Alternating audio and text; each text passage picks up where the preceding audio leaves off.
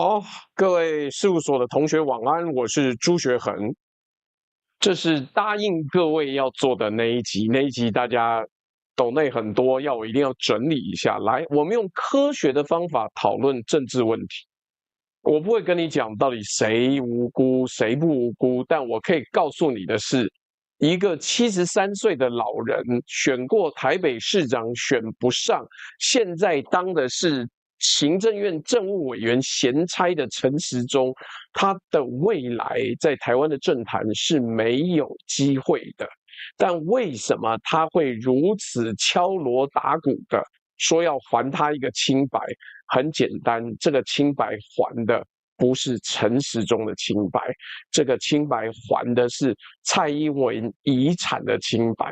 他的防疫政策，他的疫苗政策，要还的是这个要回来的蔡英文大小姐。我们会用分析的方式告诉你为什么我会这样讲，为什么其他人没有这样说，为什么其他人没有看到。因为逻辑其实胜过一切的诡辩。来，慈济被骗了10亿哦，陈时中隔天要全台湾道歉，但2021年5月底的立法院记录清清楚楚写着，行政院的发言人才澄清 BNT 是德国进口，防疫指挥官陈时中隔天就说那是深圳分装中国代工，要道歉先要排个队吧。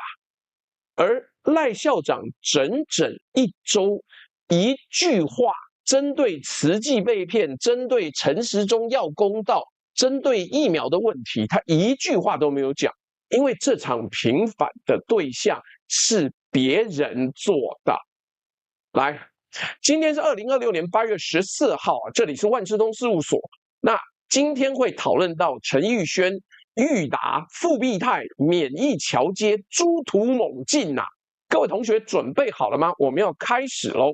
今天的定场诗是地板底下金生光，10亿善心复渺茫，指挥坛前真清白，直寻笔录未泛黄。金孙7日无一语，女神步步下山岗。一指公诉洗千棒，谁执香火拜错堂？我们今天从一块木板开始讲起，一个木质的地板。台中地检署8月6号起诉17个人，主嫌陈玉轩，彰化律师公会前理事长，检调去他的豪宅搜索，撬开木地板，底下藏着什么？黄金啊，还有现金。检调查扣黄金158公斤800公克，现金9308万，而起诉书认定他跟同伙前后买进的黄金啊，大概有232公斤，市值6亿5900万。哎，各位，你家地板上下面藏的是什么？我家地板下面就是水泥，也没有办法藏东西，好不好？可能是灰尘，可能是不知道死了多久的蟑螂啊。那人家是200多公斤的黄金啊，这就是阶级差异。而且你知道最魔幻的是什么吗？检方申请没收的犯罪所得11亿1572元，比他们诈骗慈济的金额还要多。骗来的钱放5年之后还会生小孩欸，捐出去的10亿变成了别人地板下的资产配置。你不会觉得这很荒谬吗？等价交换在这个案子里面只有单项在处理。来，我们先讲钱从哪里来。慈济2021年疫情最惨的时候，慈济急着买 BNT 疫苗救人。陈玉轩跟一个叫李义如的前客，现在还在逃，通缉中没抓到人啊。跟慈济讲了3句话：第一句，李义如是上海复兴的大股东；第二句，鸿海跟台积电都是透过李南的管道买到疫苗的；第3句，台积电光律师费就花了上千万美金。3句话都是假的，但慈济信啊。而且检调是从今年4月就开始搜索的，一路搜索，一路查到8月起诉。在听直播觉得，哎，这么粗浅的话术，怎么会有人信呢？各位，先不要笑，你已经忘了当年什么状况，对不对？那个时候每天都有人染疫过世，下一个可能就是你我的家人。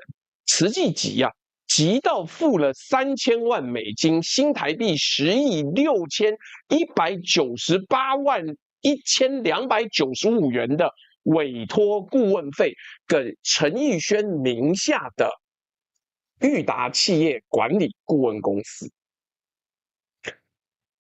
现在我要各位把一件事情记在脑子里面，今天整集都用得到。检方的起诉书呢，白纸黑字写的是什么？写上海复星的 BNT 疫苗采购呢，早就由鸿海、台积电的采购团队谈妥了数量跟金额，也就是说，这10.6亿一剂疫苗都没有买到。慈济后来真正到手的500万剂，走的是台积电跟鸿海谈好的同一条路啊。诈骗契约是6月9日签的顾问约，真正的采购契约是7月21日照三方架构签的。2份契约2条路，骗走的是顾问费，救人的是另外一笔钱，这个钱也是慈济出的。慈济是被害人，我讲的直接一点。这一点蓝绿白加上检察官难得全部都同意啊。诈骗之所以成立，前提就是慈济真心想救人。1500万剂 BNT 最后全数到货，还多送20.76万剂。卫福部自己的感谢文写的，善行有始有终，被骗的是善意被人明码标价的那一段。然后呢？结果竟然因为受害人浮出水面，政坛炸锅了，但是炸的方向很奇怪。我们下一章来分析，到底是不是一切都是自然发生的呢？我告诉你，不是。来，这一章的简短结论是：起诉书证明了2件事情，而且只有2件事。第一，有人诈骗慈济。第二，真正的采购管道跟这批骗徒无关。任何人如果要拿这份起诉书证明第3件事情，各位就要提高警觉了，因为第3件事情背后有人在利益操作。请各位好好的思考一下，事出异常必有妖。来，我们先讲。起诉新闻是8月6号上午出来的，接下来24小时发生的事情呢，就奇妙了，奇妙了。这个比日俄战争的旅顺攻城还要精彩啊！诸途猛进啊，全军冲锋。第一波8月7号一早，陈时中出席活动被媒体堵到，讲了什么？我当年曾经不断提醒慎防疫苗诈骗，如今真相已经大白，做出不实指控的人应该对社会道歉。下午又再补了一篇脸书，当年无数被抹黑的真相，正一件一件被摊在阳光下。结尾一句，而今天就是那一天。哎呦，好呛哦！陈时中消失了那么久，忽然之间说今天就那一天呐、这句话的文学浓度真的远胜《三国演义》《水浒传》《金瓶梅》啊！哇，他在这边大喊，感觉背后有千军万马在做他的后盾。陈前部长后面有什么？有千军万马马上来了。而且我跟你讲，我这一章没有做情绪评论，我所有内容都是清清楚楚的从报告、从媒体资料做出来的。我觉得事情异常，我认为要做科学分析。所以各位，你们生气没关系，但我不会生气，因为我还帮你整理了一个时间线。请各位一边看着陈时中的脸，来一边看着我背后整理出来这神奇的时间线。第一波，陈时中发动冲啊，各位，今天就是那一天。哎，我好像真的觉得《魔戒》第3集里面好像有类似的演讲啊，但先不管今天是不是那一天，我们就帮他好好的解释一下。第二波，援军到达，同党队友现任卫福部长池崇良，他说过多的政治语言是对政策推动最大的障碍。前部长薛瑞元走进会场丢一句：“他妈，这些人是去开同乐会是不是？怎么通通都来了？以前讲那么清楚，你们都不听啊！”立委林楚英更直接，他说：“把帮假掮客护航就是诈骗集团的共犯。”到了8月8号，杜义景发文，要不慎协助诈骗的政治人物还防疫团队一个公道。各位有没有看到这个楼梯呢？一阶一阶爬，第一阶掮客诈骗有罪，哎，我们没有要替掮客辩解，法院处理没问题。第二阶，所以当年警告掮客的人是对的，警告掮客这件事情确实是对的，我们要还时中一个公道，但只还这件事情公道，因为其他的事情公道不在他那边。第三阶，所以整套疫苗政策都是对的。哎，等等，这有逻辑跳跃，你跳这么快哦，没有连结吧？你没有逻辑推论，为什么有人诈骗之后，你的整个疫苗政策就变对的呢？第四个，所以当年批评政策人是诈骗共犯。哈 ，Seriously， 真的吗？有没有搞错？来，在听直播的各位啊，检察官起诉的是陈玉萱，不是柯志恩，不是蒋万安，更不是2021年排队打不到疫苗的你跟我。一宗还没判决的私人刑案，24小时之内被加工成诊断防疫史的免罪金牌啊！这个加工速度啊，连台积电的先进封装都没这么快啊！但孰以治之呢？这个速度太不自然了。你看，这个时间严格来说是24小时之内全部到位啊，千军万马到齐了，你怎么会觉得这是合理的嘞？哎，不对吧？妈，一堆共犯都爬出来，而且这是超速滑坡哦。他是在24小时之内完成1、2、3、4滑坡。第一个，掮客有罪；第二个，掮客警告正确；第三个，整套政策全对；第四个，批评者共犯啊！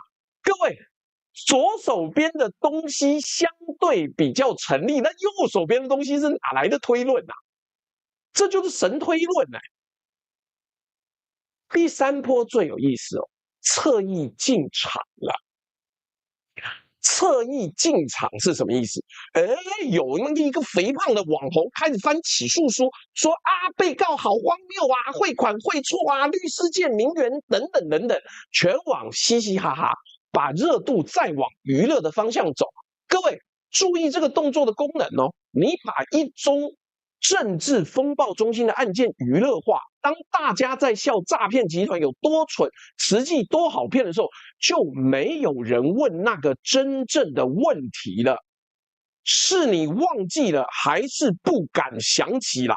为什么一个慈善团体会急的付10亿给来路不明的掮客？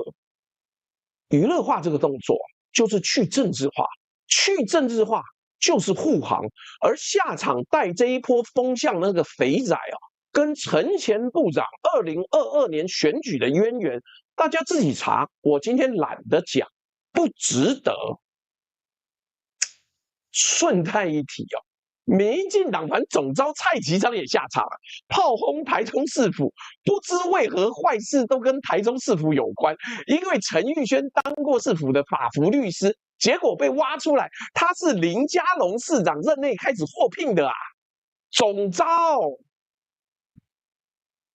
你这发炮弹的落点打到我们外交部长嘉龙啊！虽然嘉龙的英文不太好，但你不可以这样背后偷袭人呐、啊！另外还有一条支线也打得很凶，绿营瞬间集火我们的万安宝宝。吴佩益说他欠台湾一个道歉，沈伯洋说他洗一个谎，不说一个谎。对不起，我想到沈伯洋，我就想到捷运洗澡，我错了。沈伯洋说他说一个谎要用千万个谎来圆。万安宝宝也罕见硬起来反击，从疫苗到毒油，就是硬凹护航包庇黑箱。你们在听直播，还记得2021年是谁天天开记者会求疫苗的？各位，这段攻防啊，你们自己评分呐，好不好？自己评分。国民党这边呢，最近除了内斗之外呢，陈以信也很微弱的丢了一个还算锋利的问题。叫做陈时中要为自己辩护之前，先回答当年你到底知不知道陈姓律师涉诈骗？那你如果知道的话，你怎么跟他一起拍照？你是涉诈不报吗？这个问题今天没有答案，我们挂着等法院见。最后回答一个所有人都该问却没人问的问题：陈前部长时中台北市长选过了，输了，今年73岁。这件县市长选举没有他的局，一个政治上已经没有下一场选举的人，为什么要发动这么大规模的猪突猛进？猪突猛进最近常用的成语呢，是那个《鬼灭之刃》里面那个猪太郎，就是带着一个这个山猪头的那个人。来，我再强调一遍，你听我讲你就懂。一个政治上已经没有下一场选举的人，为什么要发动这么大规模的猪突猛进？在听直播的各位啊，让我说清楚，政治圈根本没有还我清白这种东西。政治人物要讨的从来不是清白，是他下一次选举的权利呀。而一个不再参政的人喊还我清白，是在干嘛？那清白就不是还给他的。陈时中这一届没得选，下一届要选总统，难道他75岁的时候要出来选总统吗？这个清白要讨回来的是大家当年跌破眼镜、押错宝贝、套牢。想想2022年多少政治资本压在陈时中神话上，压好压满，然后市长选输，全数套牢。这次起诉是那一笔失利投资的解套行情，而最大的持股人是谁？防疫政策、疫苗政策挂在谁的任期上？蔡英文。你把这个结构记在你的脑子里面啊，后面每一章都用得到。陈时中只是征兆，他这么猪突猛进、敲锣打鼓，他只是一个征兆。蔡英文才是现象。锣是陈时中在敲啊，轿子上面坐的是别人。这一章的战略结论是：只要当局跟你说真相大白的时候，你就一定要问大白的范围有多大。这次的答案是2个前客跟2个前客的诈欺罪被加码成一个政党5年倍的赎罪券了。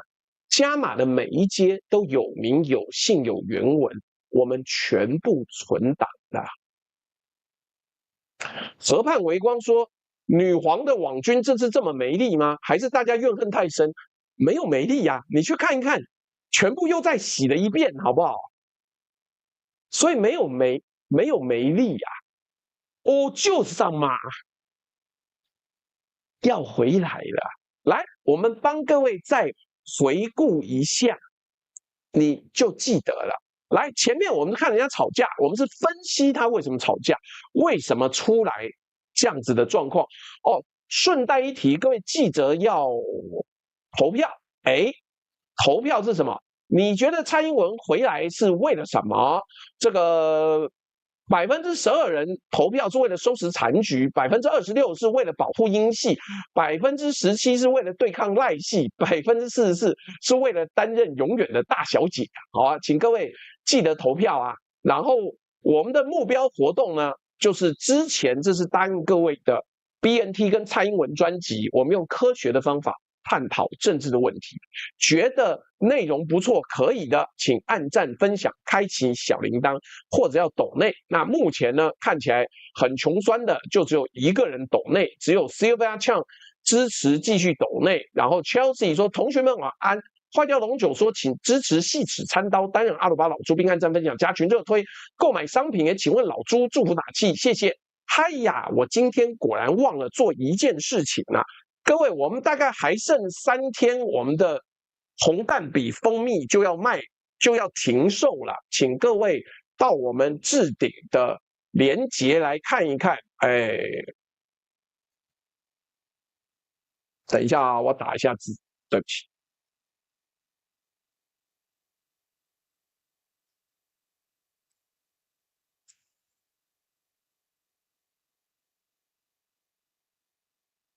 好啊，现在呢，我们就给置顶的这个内容呢来一个各位可以去看看啊，我们的蜂蜜基本上红蛋比蜜啊，就那个神木平一的那个蜂蜜呢，基本上只剩3天了，卖了这个礼拜天就不卖了，所以请大家多多支持，好不好 ？OWTS 说到了，为了大小姐 S305104令人厌恶的陈时中，重点不是他呀。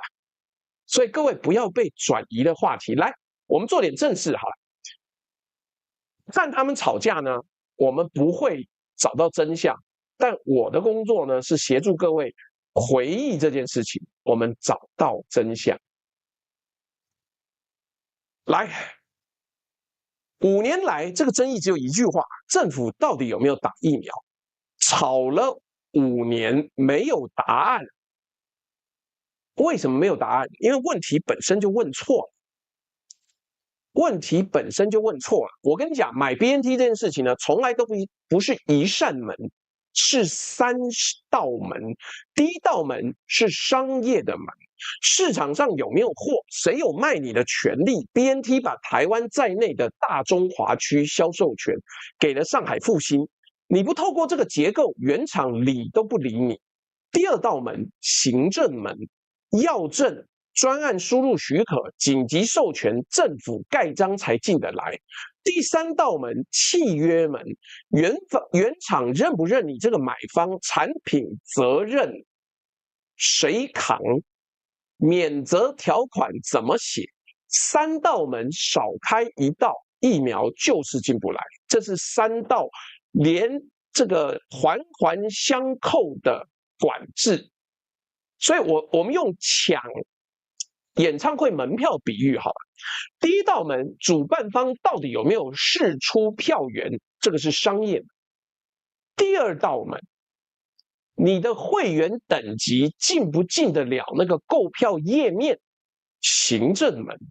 第3道门呢，刷卡到底成不成立，契约门。抢过票的都知道。画面转圈圈不代表主办方针对你啦，但你就是进不去啊。而黄牛永远都会在你转圈圈转到最绝望的那一秒，私讯你说我有票。2021年的裕达就是那个私讯，我可以，我有票，找我。为什么？为什么这个框架重要？因为他解释了一件5年来大家吵不清楚的事情，行政上没有驳回，商业上买不到，契约上还没有成立，这3件事可以同时为真。政府说我们没挡啊，有申请我们就审，可以是真的。郭台铭说我钱都准备好了，就是买不到，也可以是真的。两边都是真的，那问题在哪里？问题在3道门之间没有一条事先存在可以预测的路。看时间线哦，5月29号，指挥中心宣布2大原则，中央签约统筹分配。6月1号，鸿海永龄委托台康申请专案输入500万剂。6月12号，食药署给了附条件许可。注意，这个时候还没有拿到 BioNTech 同意供货的证明，政府先放行，要求补件，所以政府一律打这件事情不成立，这个公道要还。在听直播，你还记不记得当年半夜爬起来抢疫苗预约的各位？你还记得那个手速吗？啪啪啪啪啪啪啪啪啪，补一个数字啊！到2021年7月底，全台到货951万剂里面，586万剂是国际捐赠，占到货量的61.7%。注意，分母是到货，不是采购，也不是施打。我们这个频道讲数字一定会附分母啦。换句话说，那个夏天你手臂上的疫苗60%是别的国家送的，这是政府自购、民间采购之外的第3条线，也是为什么谁让疫苗进来会变成政治提款机，也是为什么慈济会急的原因。因为不管你他妈怎么瞎鸡巴讲，进不来就是进不来。那你进不来了，你到底要怎么办？没办法呀。但是6月13号，疾管署跟郭台铭方说明，没有政府出面提供免责担保，原厂不会卖。6月18日，蔡英文亲自出面见刘德英、见郭台铭，行政院当天宣布授权，直接洽购，政府在捐赠契约给制造商免责声明，然后疾管署成立专案小组，跟台积电、鸿海前后开了13次会议，逐案打造法律文件。7月11号，台积电、鸿海签约完成。在听直播的各位啊，我问你一个问题啦：如果今天很容易的话，如果今天有先例的话，如果我们今天政府效率很好的话，怎么会出现一条要总统亲自出面、政务委员协调、专案小组成立13次会议才能走完的路？这叫路吗？这叫随案开凿的隧道啊！监察院自己的调查报告都说了，政府要求原厂授权文件有其合理性，但7月11号才完成签署，跟国人加速取得疫苗的期待有落差。卫福部应该检讨，建立固定机制。翻译成白话，政府最后有帮忙，但危机前没有修路，也没有做好准备。但当时的陈时中现在要求你道歉，好不好？开心吧？要求你道歉。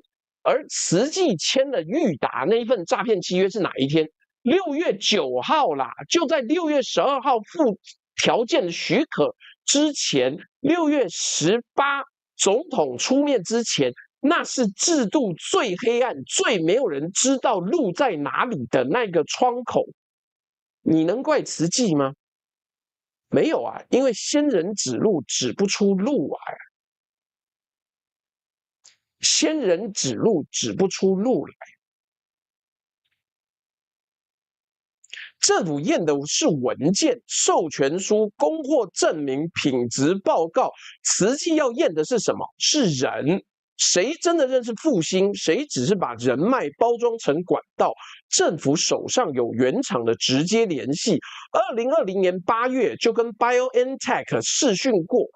2021年1月，疾管署连500万剂的文本都签了，只差原厂没回签。而原厂为什么没回签？是因为商业理由，不是政治理由啊。这些资讯也没有分享给慈济，慈济也拿不到。掌握最多资讯的人守着门，资讯最少的人在门外，心急如焚，急着救人，想要给18岁以下的年轻人打 BNT。中间没有任何窗口帮忙，前客市场就长在这条缝里面，你能怪慈济吗？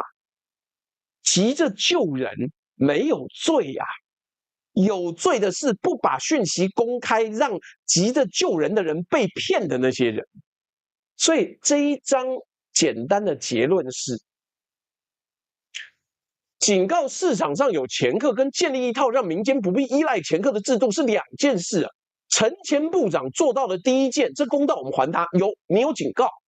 第二件呢，5年过去了还是没有。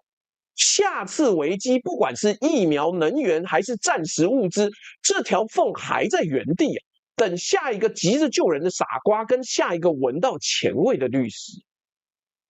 鸟了吧？而且还没完，时钟啊时钟，你忘记了，我们没忘记。来，我跟你讲，金盏花刚讲什么？金盏花刚讲了一件事情，他说，郭台铭在2023年争取国民党总统提名期间，公开指控前总统秘书长李大为曾替时任总统蔡英文暗示为大小姐传话，阻挡其采购 BNT 疫苗。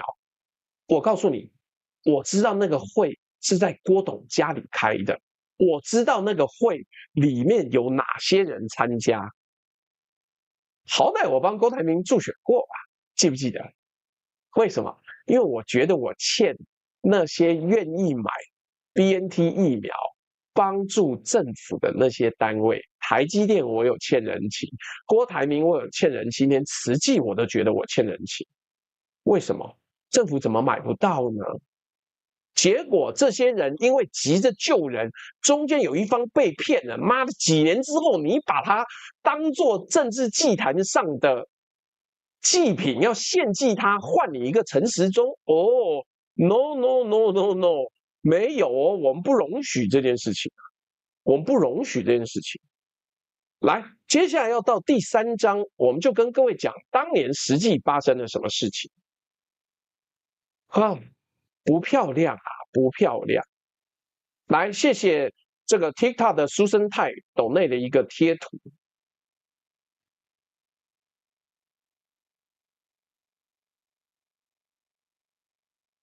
金盏花说，要不是为了护航低端，没有心去抢疫苗，民间慈善团体会需要捐疫苗来救苍生吗？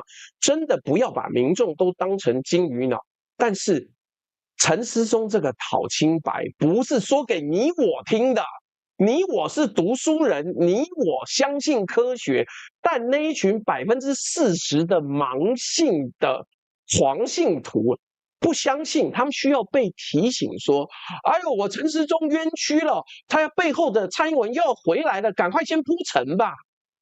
所以说啊，你看清楚了真相，就不用像国民党跟民众党这2个党一样一起躺，你至少知道自己未来的方向是什么。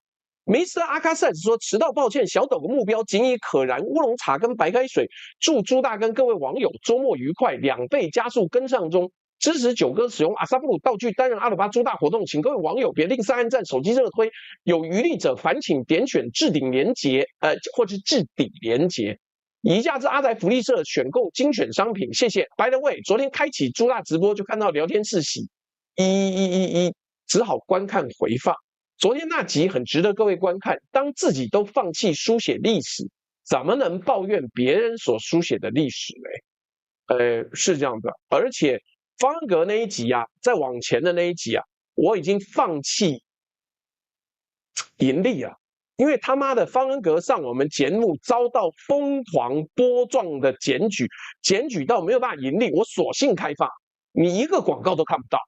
去看方恩格那一集，去看顺的，不会有干扰。除了方恩格的山东口音中文，你如果听不懂，那不能怪我。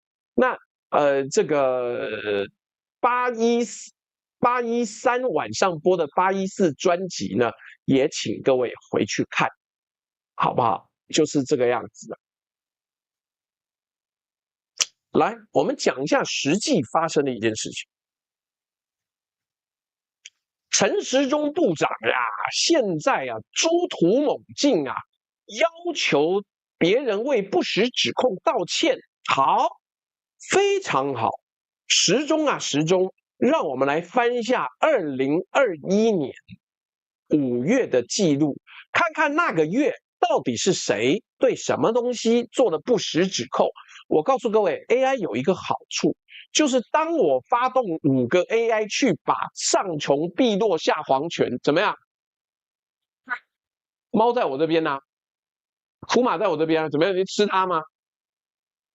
哦，福马在这啊，不好意思，儿子进来找猫，请大家见谅。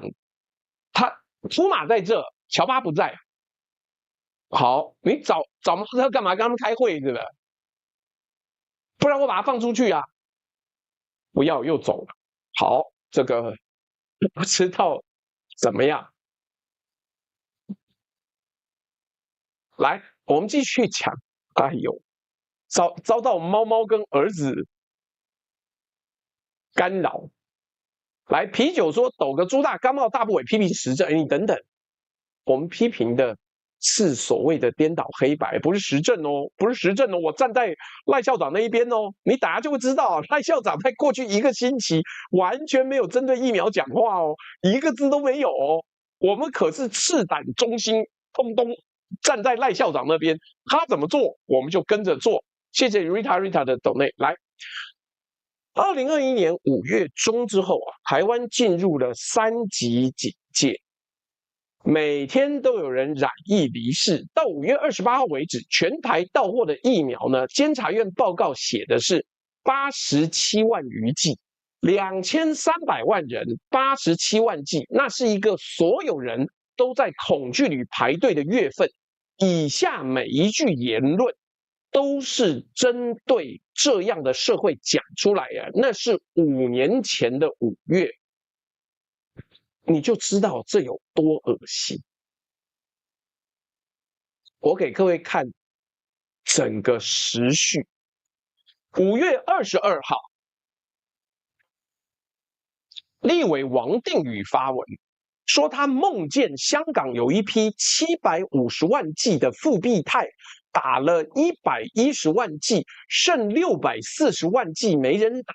梦见我国立法委员的水准是讲梦见，可能他常常在别人小三的床上梦见吧。赖校长对他很不开心，所以别担心，下一届他有没有我们都不知道啦。但至少我们会回推5年前，他梦见了香港有一批750万剂的复必泰，打了110万剂，剩640万剂没人打。立法委员的政治攻击用做梦当免责声明，这个文体我建议收进国文课本，篇名叫做《隔壁老王的梦游免责书》。还没完你又要出去了，等我骂完好不好？等我分析这个状况分析完。来，5月25号，行政院中部办公室的执行长蔡培慧，请注意，行政院官员哦，他不是网红，不是名嘴，他发文说，南投县长说的辉瑞 BNT 其实是由中国代工的复必泰疫苗。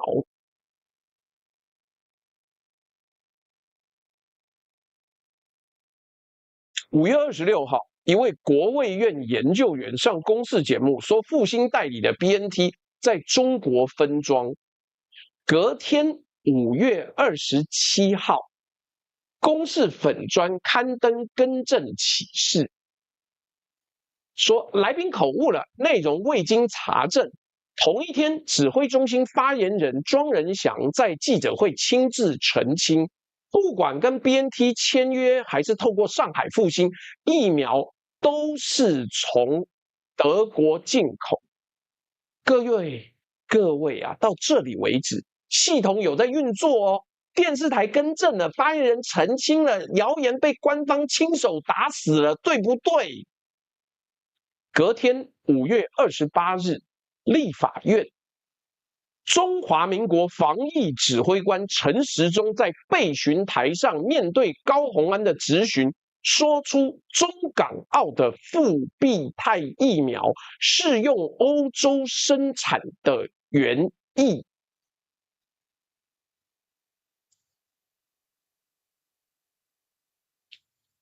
在深圳或其他上海复星所属的分装场合分装。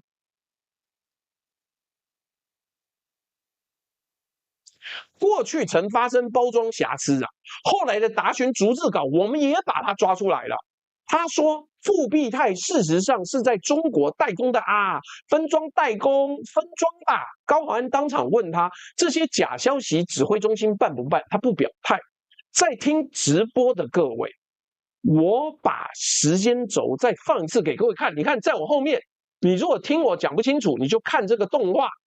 5月27日，行政院发言人说 BNT 疫苗是德国进口。5月28号，你本人陈时中说深圳分装中国代工，24小时自己指挥中心前一天亲手澄清的谣言，指挥官隔天在国会殿堂上亲口再讲了一次。事实是什么？ BioNTech 当时就回函媒体，供应中国市场的1亿剂是德国制造。事后的事实查核结论，陈时中深圳分装的说法是错误，是100%的错误。陈时中有没有道过歉？从来没有。最后真正进来的1500万剂啊，德国厂直送台湾，用的还是政府自己在6月18号设下的条件。所以啊，政府躲在暗处放任侧翼造谣这个指控，我今天要更正。我告诉你，不是躲在暗处，这个政府是站在更正。上个政府是站在质询台上有逐字稿的那种造谣。然后呢，2026年8月7号，同一个人陈时中发文说，当年无数被抹黑的真相，正一件一件被摊在阳光下，谁怕谁呀？好啊，摊啊！立法院公报，你查得到，我查得到，我下一个按钮，我叫 AI 去查呀，查回来了，谁怕谁？陈时中要不要道歉？还没完啊！阳光下还有一张照片呢、2021年9月2号，首批 BNT 抵台，陈时中呢站在机场，旁边人举的 Thank you 的牌子啊，迎接疫苗，好不好？有没有？有，很感谢啊。这几天媒体把照片翻出来一看，同框站在机场里的还有一位陈玉轩，对，就是那位地板下藏黄金的律师啊，警告全台湾小心前客的指挥官，跟史上最大的疫苗前客在同一个欢迎营室里面，他知不知道他是谁？我不知道，他现在也一定不会承认。但这张照片告诉你，前客从来不在暗处，前客就站在仪式的合照里，笑得比谁都灿烂。战略结论是什么？5天。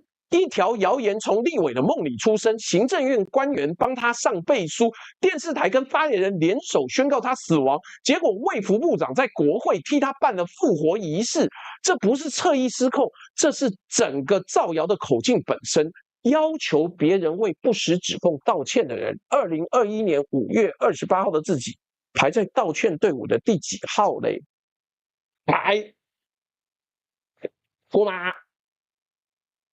各位要让大家知道，我等下就要出去把他放走，所以不是好，我知道，我要把你放走，不要追我，走，残暴，出去，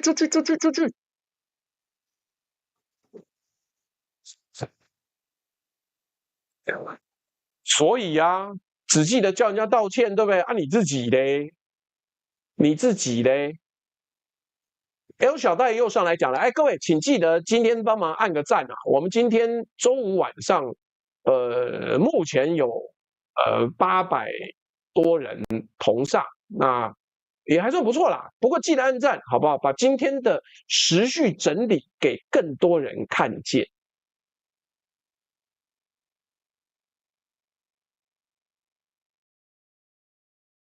陈时中站在诈骗犯附近哦，我不知道这代表什么东西。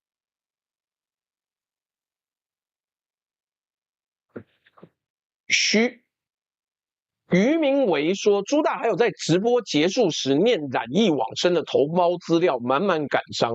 对啊，我念了妈40-50分钟，念死我。来，我们进到第4章了啊，中间还是要念一下斗内啊。这个 Sylvia Chang 说，冲上来支持朱大的勇气，真相总是让人遗忘，不公义的事情大家过了就算。我们没有忘记疫苗时我们的日子，另外还有失去家人的朋友们。我记得高雄那边有一位叫9NC 的网友，那我们也跟他直播好几次，希望哀伤获得抚平，但是我们可以原谅，但我们永远不会忘记的。那失去生命的人不能发声，现在是鬼月，众鬼出来瞎说，还好朱大没有忘记，替没办法发生疫情时政府的烂政策而失去生命的人找回正义，感谢你。不好意思，这个正义我找不回来，我只能让各位记得，而这个正义恐怕永远找不回来啊。TW 说，除了疫苗科普，老朱防疫期间还支援了不少家代用餐。我就是当时被这个胖子圈粉，顺便接手支援中和阿星卤肉饭一段时间。我跟你讲，现在的问题已经不是代用餐了，现在的问题是一般人都吃不太起，连卤肉饭都是啊。很无奈，现在没有代用餐了，是大家平均吃不太起。Mr. 阿卡塞说，然后很有趣的是啊，原本疫苗施打是从年龄大的往下打到年轻的，然后 BNT 进来之后又从年轻的打回去，真的很可笑。所以中间有一段最倒霉的，扛起全台湾所有工作跟支撑的中间分子，从30岁到不知道40几岁吧，永远打不到 BNT， 只剩高端可以打。所以阿卡塞说，意图使人回忆这个悲惨的时光，这个真是无奈，好不好？这个河畔微光说，梦回疫苗那个时代的故事，烂事一箩筐。我那个时候好像捐了几百万吧，算了，当时别这么说，当时捐了几百万，现在也还不是一屁股惨。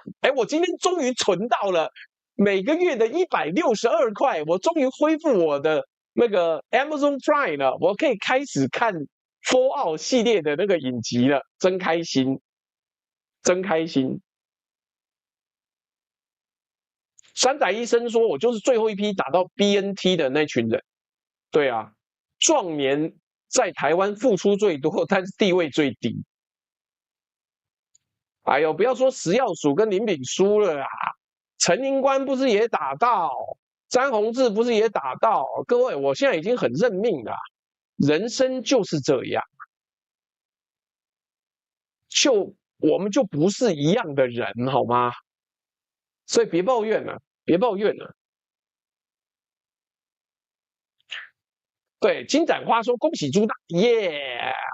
这个 L 小太说 Let's roll, Let's rock and roll。Mars VIP 说终身难忘的疫情5年啊！你们在对面也是一样啊，你们疫情风控很严格我记得我那个时候还访问广州的那个这个台胞，还有上海什么台胞什么。千余炮说疫情时圈粉+1，科学终将胜利，谢谢你。但我的AI 工作已经进展到我可以帮人家写整家公司的程式了。干，真是吗？这个逆境使人成长啊，战斗让人坚强啊！干，谁想得到人生过了50之后，竟然变成一个系统工程师了？我前阵刚交一个专案出去啊，真妙啊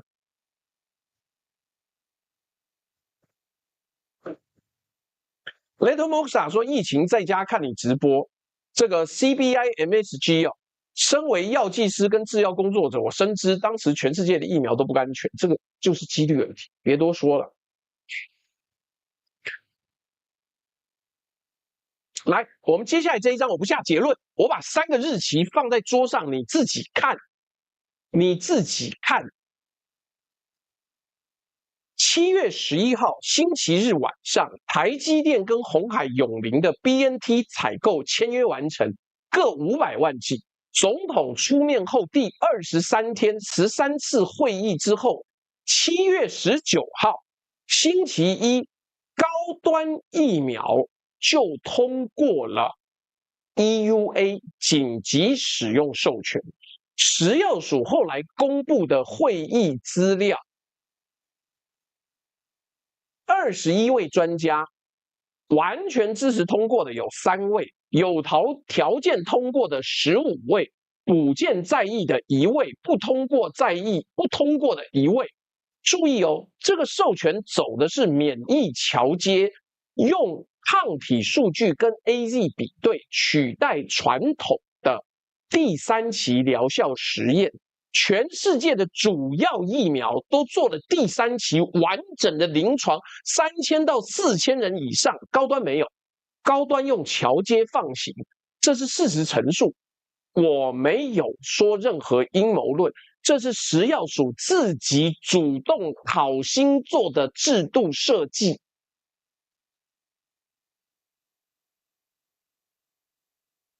7月21号星期三，慈济的 BNT 采购签约完成，10天，拖了那么久，民间 BNT 采购疫苗全部落地签约的那10天中间，就这么巧，我们唯一一支国产疫苗高端拿到了授权。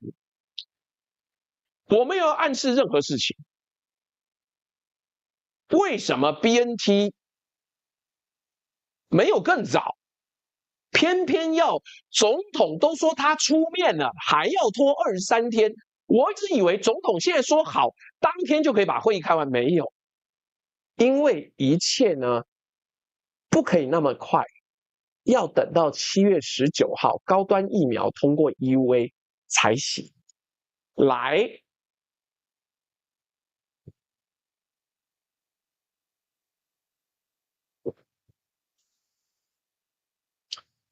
免疫桥接是什么？各位，你我都忘记了吗？今天我们又要回顾这个免疫桥接啦，好不好？真开心哦！来，我先这样讲，这个时间就这么凑巧，我没有任何的暗示，就是在这个2条中间，高端就他妈过了，什么意思呢？没有意思，你自己想办法。来，免疫桥接是什么？我用白话讲一次。正常疫苗要考期末考，就是第3次实验，直接看打了之后多少人不会感染。高端教的是模拟考成绩，抗体数值跟 AZ 比，不输就算过。模拟考能不能代替期末考？科学界当时吵翻天。而台湾哦，其他东西没有第一啦，但这个东西是第一。我已经确认了，全世界第一个用这张成绩单核发 COVID-19 疫苗紧急授权的地方，2021年7月前无先例，没有任何一个国家有先例，没有任何一个国家。我同样也是用3个 AI 查过了，全世界台湾最先。后来确实有人跟进，你不要说我没有做功课，我他妈做功课做得很完整。后来确实有人跟进，2022年欧盟核准法国的 Valneva， 韩国核准 SK 的 SkyCovaxin， 也都用了免疫桥接。这个我们照实讲，我不要占人家便宜，但是有2个差别。第一个，他们晚了台湾快1年，是在国际监管共识形成可以用免疫桥接之后再走这条路。第二个也是关键的，他们的桥接呢是有做3期实验，我说至少3000人到4000人，他在同一个3期实验里面随机分组跟 AZ 比。高端的桥接呢是拿自己2期的903个人跟另外一个研究的200个 AZ 接种者做外部比对。不同研究、不同时间、不同人群，用模拟考比喻，别人在同一间考场考同一份考卷，随机分2组写，得出来的状况差不多，表示这两个人差不多聪明。台湾是拿自己的模拟考成绩去比隔壁学校去年的段考，这句话没有形容词啊，不是形容，这是纯方法学。然后还有一个小菜，国民党的江启臣立委后来披露外交部的密件 ，EUA 通过的隔天7月20号，外交部就发电报给9个邦交国大使馆，表达捐赠高端疫苗的意愿。授权墨水还没有干呢，7月19号才通过授权，7月20号急电9个邦交国，因为也只剩那么多邦交国了，说我们要捐赠高端疫苗啊，你要不要？墨水还没干，外交部的电报先飞出去，这个行政效率呢，跟民间买 BNT 需要13次会议的那个政府是同一个政府。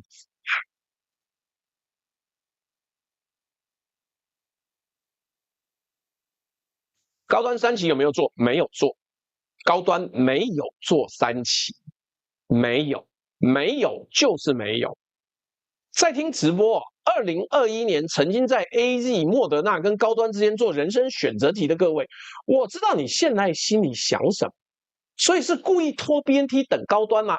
停，就都马得古拉塞。我们现在很小心啊，不敢触法，我没有这样讲，我也不会这样讲，因为没有一份文件有证明因果关系。本频道不做没有文件、没有双元报道的指控，我只做一件事，把政府对自己买 BNT 的积极。2020年8月，记得我国政府原来是想要买 BNT 的，2020年8月就视讯原厂，2021年1月连文本合约都签了，跟民间买 BNT 要爬的3道门，跟高端从授权到外交电报的24小时完成，3条线并列。不对称排在那里，你的眼睛呢？自己做判断，自己做判断呐。至于高端的司法案件呢，内线交易啊 ，EUA 的程序啊，有起诉有签结，另外的事情另案讲。我们今天要再讲那么多，今天讲不完了。我本集不展开，免得模糊焦点，而且光讲到这里已经有性命危险了。我他妈还要冒险，我要好好的活着，好不好？来，今天的焦点只有一个，同一个政府，讲清楚哦，是2021年的蔡英文政府，总统蔡英文、行政院长苏贞昌、卫福部长陈时中，对不同的疫苗展现了完全不同的行政速度。我要讲清楚哦，是蔡政府跟现在的赖政府一码归一码。赖校长当年是副总统他的角色我们下一章特别给他们做一个专辑。为什么有2种速度？这个问题5年了，还在等一份完整的解密档案。档案的主人呢，正在下山的路上。7剑下天山，有没有听过？要下山了啊！这一章的战略结论，科学终将胜利的意思是，数据不会陪你演戏啦。3个日期、1份票数、1封电报，全部都是官方自己留下来的记录啊！我不需要阴谋论，记录跟时间轴本身就是最大声的证词。好了，各位，你看到这一章的背景图就知道了。哎呦靠腰，小弟我对于赖校长的仰慕与尊敬，如同滔滔江水一般，将他的脸呢做了直接年轻20岁啊！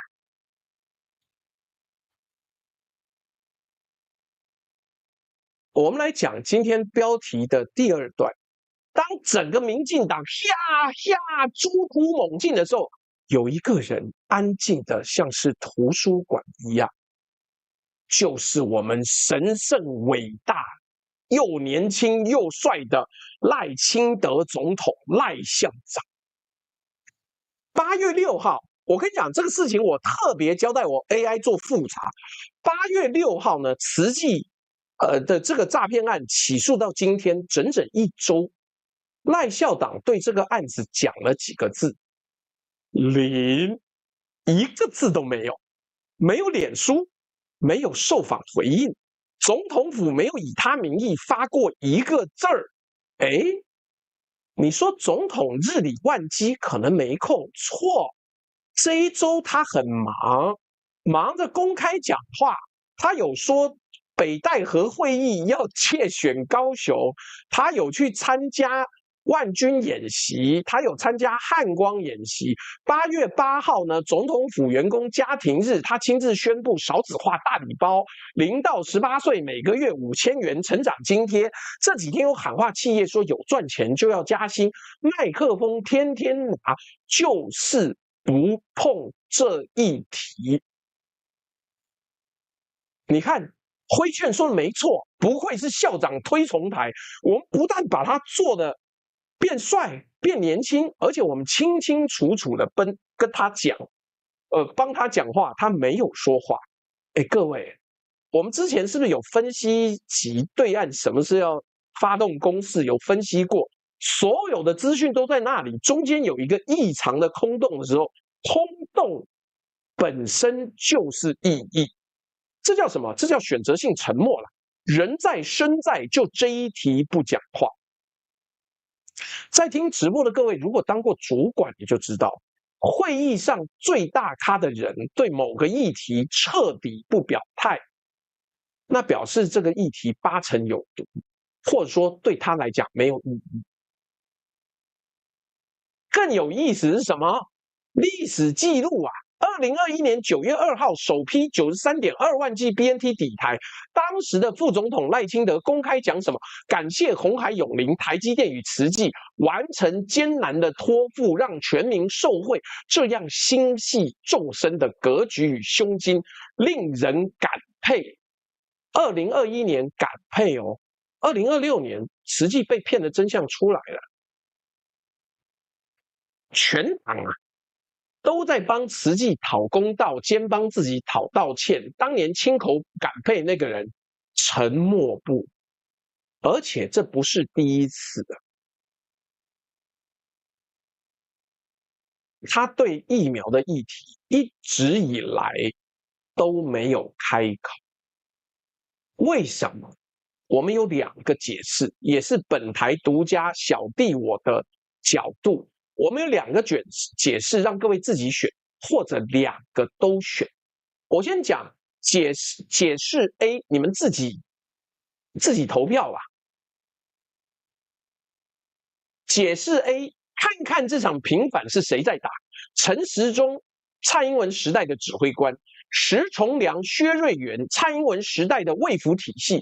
蔡英文本人8月7号亲自发文，这场真相大白修复的是谁的政绩？蔡英文的政绩。赖校长如果下场帮腔，等于拿总统的声量替前总统抬轿，他干嘛？他犯得着吗？赖英文有对他很好吗？解释 B 更简单，赖校长全身上下打了3剂什么疫苗？高端呢？他是高端目前最高阶的活体代言人。这场平反的范围，我们第1章讲过了，只有前科诈骗。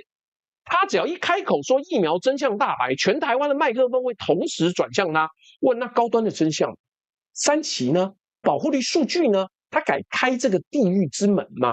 在听直播的各位发现了没有？2个解释指向同一个焦点，这场平反是我们家蔡系的资产，是赖系的负债，红利归蔡英文，风险归赖清德。他不是不想讲啊，是这件事太不公平，每讲一句都亏。政治人物的沉默从来不是修养，是损益表。来，我刚讲了选项 A 跟选项 B， 选项 A 是这场平反只有蔡系的人出来，选项 B 是赖系自己是高端派，他根本不需要卷这个浑水。来，各位，你觉得 A 选项比较合理的，请打 A。B 选项比较合理的，请打 B， 让我们看一下。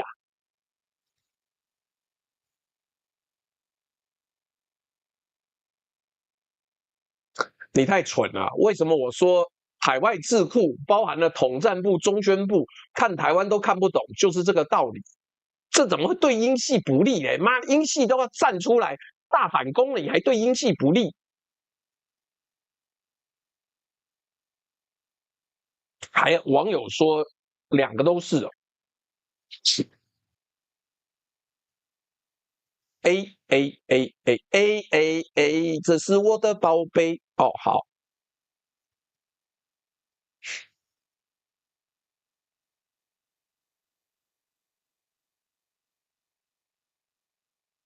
好，来，我们大概知道了，好不好？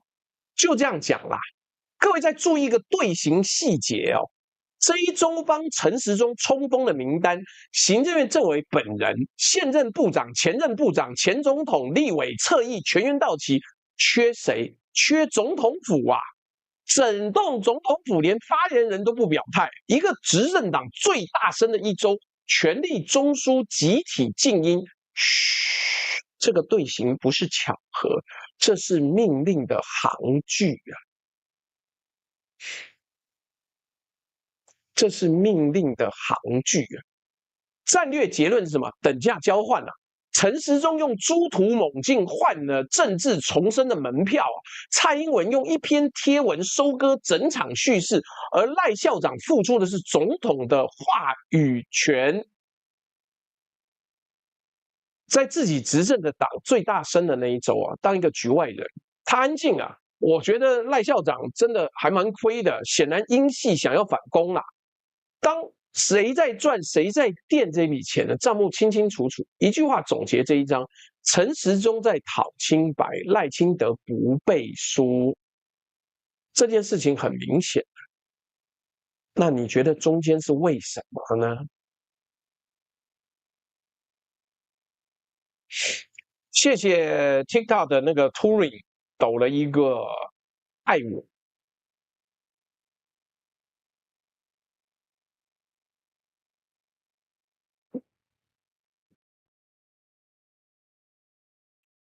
来，我们念一下抖内。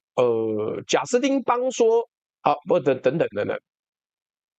David Jackson 说他妈的，陈时中还有脸要我们道歉？疫情期间呢，政府联合侧翼网军与媒体一直造谣再造谣，干他们整整造谣2-3年呢，累不累啊？真的太过分。贾斯汀邦说朱大辛苦了，抖个凉水钱。当年打到第一季 BNT， 就是让博维当上荣誉立院卤主的那天。坏掉龙九说，想当年两岸联手挡 BNT， 我上杠杆第一次亏掉6位数，靠！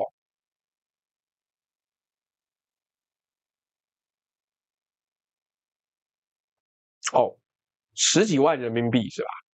之后的杠杆操作就老老实实捡烟蒂也不错，起码1年能挣3年的开房钱。你开房那么多，这已经很多钱，好不好 ？Chelsea 说觉得干，每天闪病毒，政府买个疫苗唧唧歪歪多久？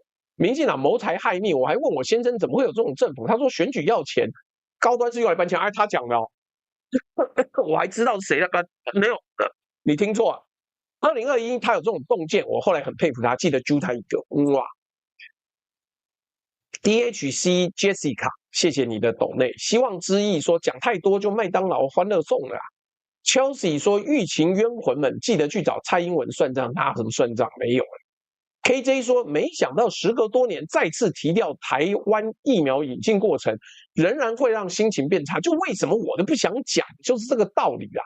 紫金说，紫金泥池里捞不到鱼。威尼斯2025说初大怎么看？韩院长不计前嫌，在赖黄财划法不执行，一堆立法法案不附属的违宪行为之下，小砍400多亿预算通过，网军侧翼媒体绿油油，继续吃到饱。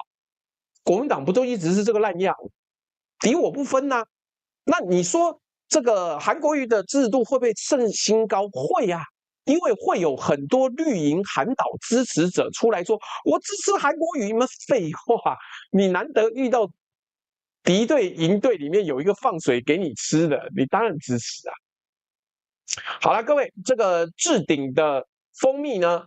红蛋比蜜只剩3天赶下单，然后哈尔滨水饺跟那个跟那个什么呢？跟那个酸菜白肉锅，各位有空来啊。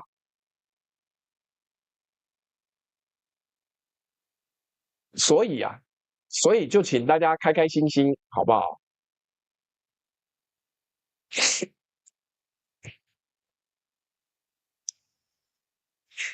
当人民是余记忆吗？我告诉你，人民就是余记忆。我等下证明给你看，那个数字非常清楚。来，他要回来了吗？今天第3段，我认为这场猪屠猛进真正的受益人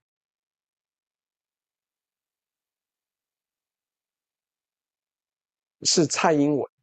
蔡英文8月7号起诉后第2天发文了，原文我逐字念，因为外面流传的版本是错的。他写的是：人民不必相信任何单一政党，但是务必相信专业啊，不是任何一个政党。一字之差，我们做节目的必须念对，因为我们跟某些人不一样，我们引用是很讲究的。他还补了一句：政府很多谨慎研判，当时未被理解。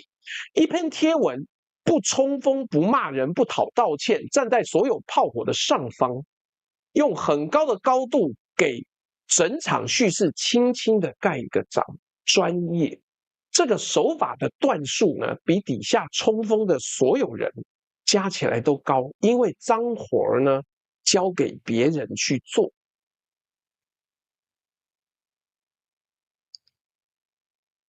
来，然后我们看他今年的日历哦，就有这么巧，日历可以说话呢。3月19号，东吴大学卸任后第1场校园演讲，之后成大、东海、北医一路巡回，4月开始爬山，基隆、宜兰、台中、高雄，每次都有地方政治人物陪走，还跟 AIT 处长一起践行。6月，他去了意大利全球女性领袖峰会，卸任后首次正式出访。7月25号，法国媒体专访，注意这件事。7月25号，在起诉前12天，他接受法国媒体专访，拿什么东西？他主动拿什么东西当台湾任性的案例呢？COVID 防疫。然后8月4号台东，他接下了陈莹竞选总部的主委。8月7号新北接下苏巧慧竞选总部的主委，一周2个主委。第3个基隆童子伟呢，到底是要不要当还不确定。他同一天接了新北主委之后，同一天发 BNT 的贴文。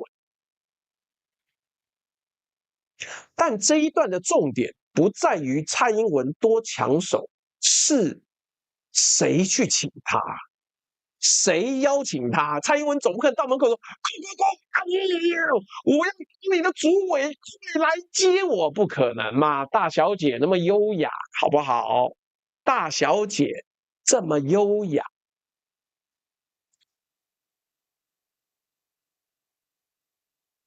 是谁去请他嘞？苏巧慧啊，苏贞昌的女儿，老苏系人马，不是赖系。选的是新北，全台人口最多的县市。蓝营盘面深厚，公认的硬仗，胜率本来就不被看好。一个要打硬仗的候选人，搬救兵的时候绕过现任党主席赖清德，搬的救兵是卸任2年的蔡英文呐、这个动作翻译成白话叫做：这个党不是只有赖系说了算了，候选人用脚投票。票投给谁的光环还有用，而王义川呢？我们的党基同王义川在政论节目讲得更白，他说蔡英文的功能是替新北争取最后3%到5%的中间选票。当党内开始用百分比计算前总统的边际效应的时候，当最大县市的候选人越过党主席去请他，各位，他可不是退休人士啊，它是党内第2权力中心，而且行情看涨。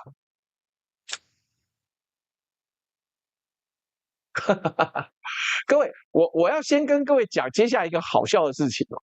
我前几天跑去那个那个是鸟什么东西渊书店吧，我跑去买书。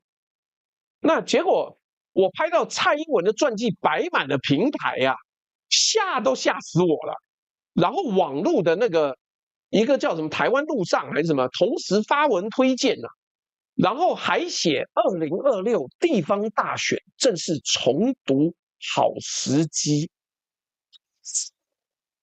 嘿，我当下的直觉是，妈的，也未免太巧了吧，也未免太巧了吧，配合付出出书吗？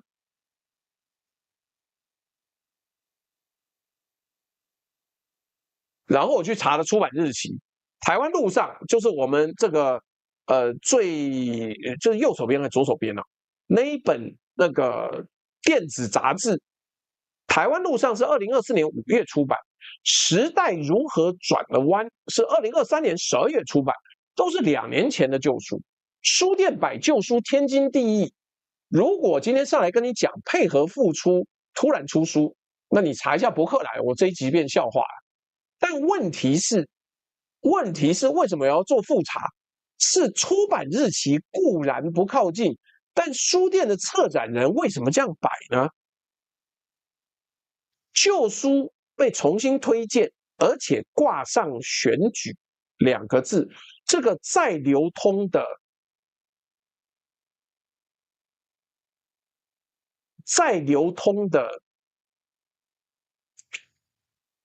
内容呢，就是一个弱讯号。单独一则贴文叫杂讯，所以我们不下结论。我们可以预测，如果防疫叙事修复，陈时中争取到他的公道了，加上蔡英文回归是真的工程，我先预言哦，你接下来3到6个月，你应该会看到什么东西？你会看到啊，第一个，法院开庭时，绿营持续用同一套专业，这个相信专业讨公道的语汇。第二个，蔡英文接下来会接更多的竞总职务或全国性活动。第三，出现以防疫决策为主题的新书、纪录片或系列专访，被候选人文宣重复使用。第四，他的幕僚进入党中央或重要选举团体。第五，开始有民调会测他的辅选效果。5条我做的预言都是可以验证的，中3条以上叫做工程成立，1条都没有中，我上来跟你认错嘛，表示我都猜错了。本频道敢打赌，敢跟你呛。顺带补一块拼图哦，小英教育基金会啊，今年5月把想想论坛改版重启，还恢复了英文版，舆论平台比靳总的主委更早就位。在听直播，各位做过专案都懂啦，先架网站，再排行程，最后才官宣，这个顺序熟不熟悉啊？本章的战略结论是，科学终将胜利的另一个意思是，假设要能够被否证，才能够叫做判断。他回不回来，不用问命理师，看这个5个指标就好。时钟呢，现在开始走，来，有没有觉得呢？整个我们把它整理出来的2026年公开活动的轨迹，从3、4月就有迹可循，一路到现在，而且8月都是大活儿，都是大事情啊！你说这正不正常呢？我不知道，你们自己看着办。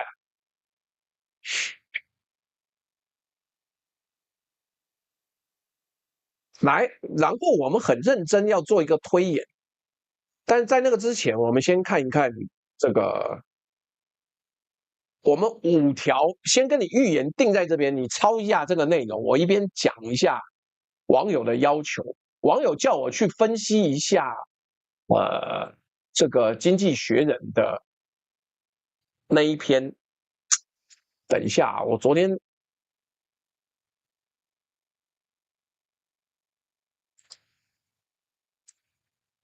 才看过，他说什么？这个出口物说，朱大可以评论这期《经济学人》对校长的内容吗？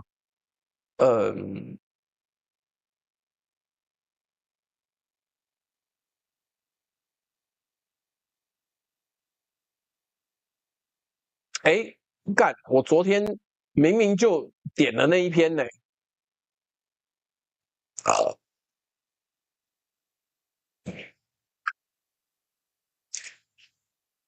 先跟各位讲，这篇原文我昨天就看过了，因为那个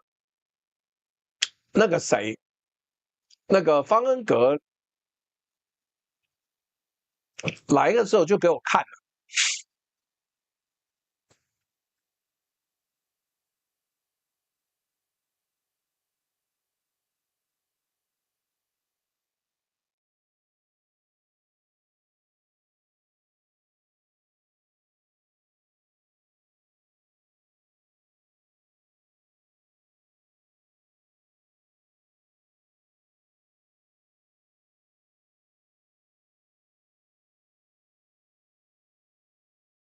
好，我这样讲，你想要问说这一篇文章对赖清德的评论是什么？我要先跟你讲，你会失望，因为这一篇文章呢，主要在骂国民党，因为国民党有一些白痴接受访问的时候，妈嘴不干净。但我不要深入这件事情，为什么？我讲这一段，唯有提到赖清德的这一段，叫做 "Lots of countries have toxic politicians"， 很多国家呢都有有毒的政客。Taiwan stand out for their irresponsibility， 台湾的政客特别毒，是因为他们不负责任。The blame is not evenly distributed， 这个指责呢并不是平衡的指责双方。President Lai is stubborn and does not consult KNT moderates as his predecessor 蔡英文 did。赖总统呢非常顽固，也不像他的前一任蔡英文总统一样会与 KNT 协商。But the opposition has triggered a rolling constitution crisis。但反对党造成了一连串的宪政危机。KNT legislators and their allies held up government budgets for months, including funds for American arms. 国民党的立法委员和他们的盟友，让政府的预算不能行动，包含了购买美国武器的预算。They have blocked judicial appointments to the Constitutional Court, leaving it so shrunken that remaining judges cannot agree if they are 好吗？经济学人很爱用不好念的字啊 ，prorogued to tackle gridlock in government。好，简单来讲啦，就是他的意思是说都要怪国民党造成宪政危机，国民党让大法官会议不会运作，所以我才说嘛，境外势力评论的时候，就是看谁接待他啦，所以他根本上没有怎么夸奖赖清德，但大部分在痛干国民党，好不好？所以你应该可以看到。蔡英文都退休2年了，妈，经济学人还在夸蔡英文，那你说嘞？来，我们接下来这一章呢，这一章要讲，那你要到底怎么分析我们的蔡黄在领呢？我来跟大家说明一下。干 Facebook 上的 Tony Chu 说来都来了，用力推一下。好，抱歉哦，这篇文章其实没有主要是骂赖清德，很抱歉，主要是国民党。哦，对啊，陈安人说的没错，翻译是什么？赖嚣张有错，但是国民党太坏啦。好，不管，我再继续往这下面这样讲。来，接下来这一章呢，我把规则讲清楚。这里是沙盘推演，前面7章呢，句句有纸本参考，句句有媒体报道。这一章呢，事实我标事实，推论我明讲是推论，证据等级整章降1级，是合理推论。那什么东西呢？你自己要拿捏我说的东西对不对？这是我们跟一般名嘴的差别。先讲事实，先讲事实。2019年呢，赖清德做了一件民进党创党以来没有做过的事情，登记初选，挑战自己党的现任总统。蔡英文迎战哦，赢了。然后把挑战者豢养进副手的位置，殷德佩笑得多灿烂，账记得多清楚，政治圈里面没有人忘记这一页，包括当时的2位。7年后啊，位置反转，赖清德人在府里面扛着2026期中考的压力，蔡英文在山上健康的爬山。而我们今天讲了一整集的事情，防疫平反工程，靳总主委想想论坛，连经济学人都在夸蔡骂赖，全部指向同一件事情。他爬完山就回来了啦，他在回来的路上啊。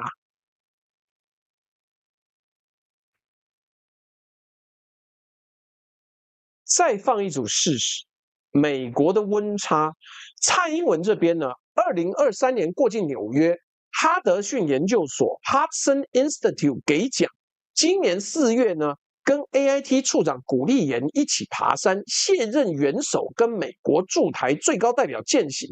这个画面的重量呢，懂的人都懂。6月呢，意大利国际峰会顺利的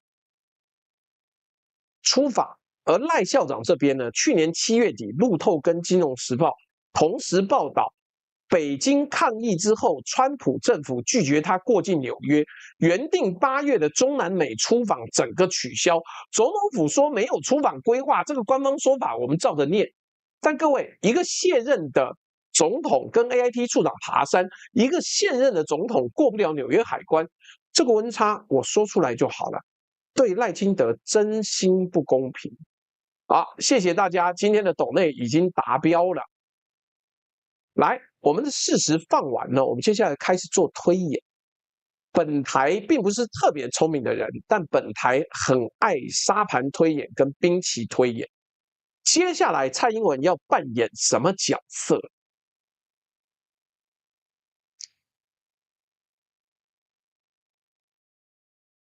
剧本1，造王者。蔡英文不选不入阁，以辅选盟主加国际门面的身份呢，掌握话语权。2026年呢，收割辅选战功。2018年决定谁出现，看什么指标。如果他接的主委越来越多，党的大场合他占 C 位的话，这个可能性越来越高。剧本2。食神归位，如果2026年赖系惨败，党内逼宫声浪起，他以收拾残局的姿态回锅，党主席或者更高，看什么指标呢？败选检讨的时候，党内有没有人开始喊请小英回来？蔡英文会不会像以前一样承担？剧本3，择己。赖校长主动迎蔡入队，用防疫遗产的主导权换美方的信任跟中间选民，看什么指标？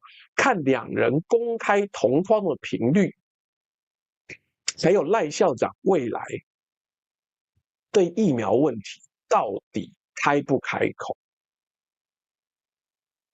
哎，我跟你讲啊。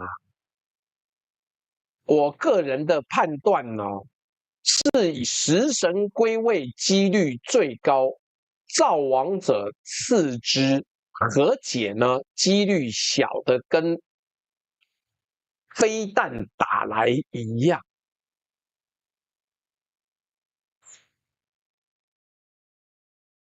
那赖校长呢，手上有什么牌？我们也帮校长分析一下。本台就是一个捧赖派，好不好？那我们就帮校长分析一下。来，校长有什么牌？校长第一个，继续沉默不讲话，最便宜的，我他妈才不要听你讲话嘞！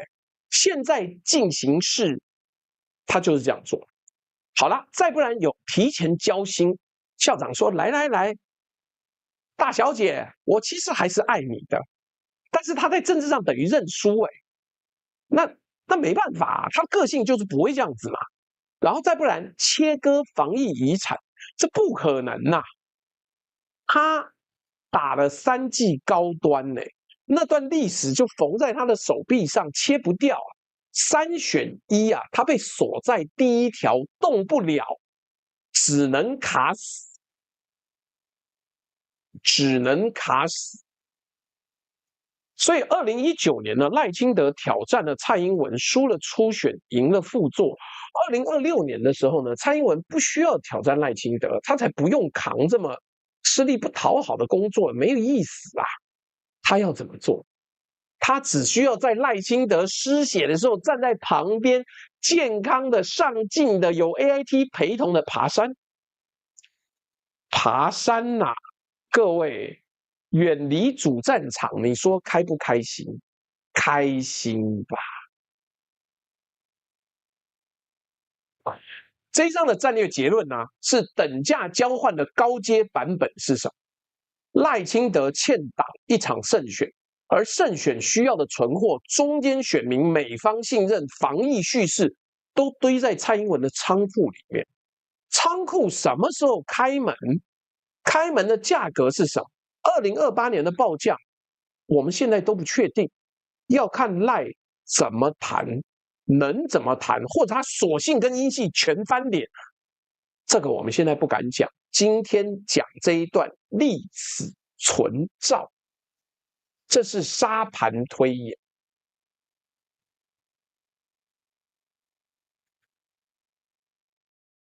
9NC 说有脑袋有正义感的朱大真帅平安，好啦，这个出口物说了解，感谢朱大，谢谢你哦。但是我没有办法加油添醋啊，他其实只有骂一句，而且最重要的是，他夸蔡英文，骂赖清德，跟大骂国民党。李美美，谢谢你的抖内。Nagami 1784说，朱大有想过要讲美国智兔台海最新兵推？看您多久以前啊？你多久没看我的直播了？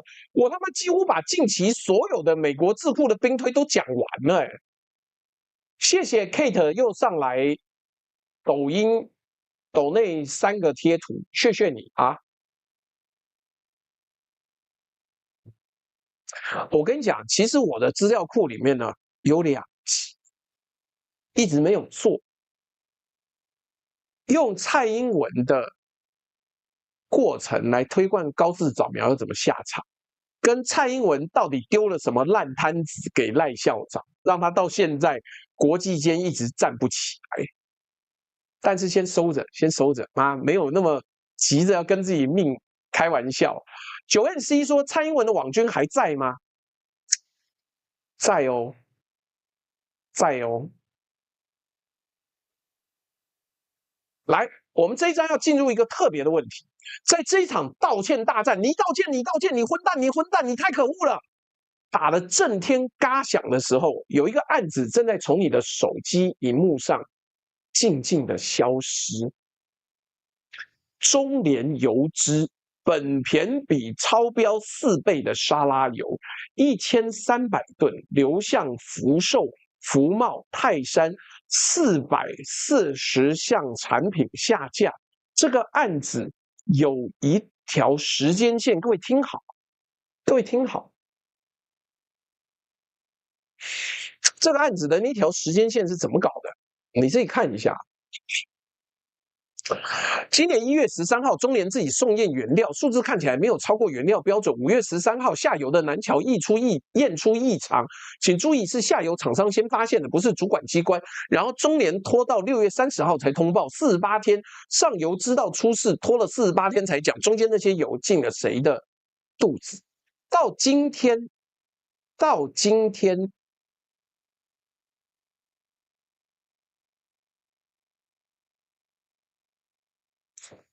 这个案子罚了快2亿，羁押了4个企业主管。然后呢，中央跟地方的监管系统为什么要等下游厂商自己验才知道出事？食药署的稽查为什么没看到允收标准被放宽10倍？审计部的调查报告在哪里？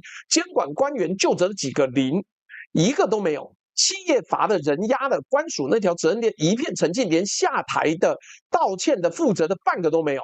在听直播家里厨房现在就有一瓶沙拉油的各位，这题才是跟你今晚的晚餐直接相关的那一题。而负责协调这个案子的政务委员是谁？陈时中啊，他没有为现在道歉，他跑去要5年前的道歉呐。7月27号。第三方调查报告记者会，他说了一句话，我原文照念：如果说行政上有怠惰，我并不认同。在听直播的各位，你把这2句话放在一起，对5年前的案子真相大白，不实指控者应该道歉；对正在进行的案子呢，行政上有怠惰，我并不认同。同一个人，同一个月，历史的账叫别人还，现在的账说没这回事。我不加评论啊，我只负责并排给你说就好。谢谢 Hatty Young 斗内的一个芒果刨冰，然后是数字。我们用中央社的专题标签做了一个可以重复让你验证的统计，是什么？方法公开啦，你不服可以自己去算啦。起诉前4天，中联邮资的相关报道21篇，起诉后4天7篇，下降了66.7%，下降了66.7%哦，各位。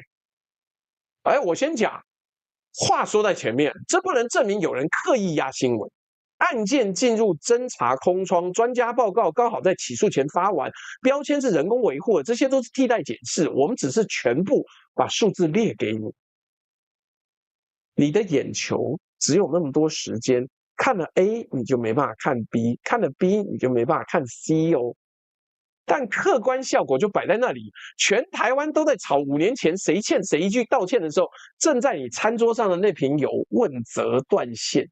连国民党都看出来了，陈以信直接讲，不要借慈济案转移毒油案的焦点。当他们说这2个案子不要混为一谈的时候，对，确实不该混为一谈。所以毒油案的责任呢，也不会因为慈济案而一笔勾销。这句话送给两边。战略结论是 agenda， 人的注意力是有限的资源，你的注意力就是战场。一宗5年前的诈骗案吃掉的每1分钟的声量，都是从一宗现在进行中的食安案身上扣的。真相总是伤人，最伤的是你以为你在关心真相，其实你只是在看被安排好的那一出戏。有没有这么巧？12天前蔡英文就接受法文媒体的专访讲防疫呢？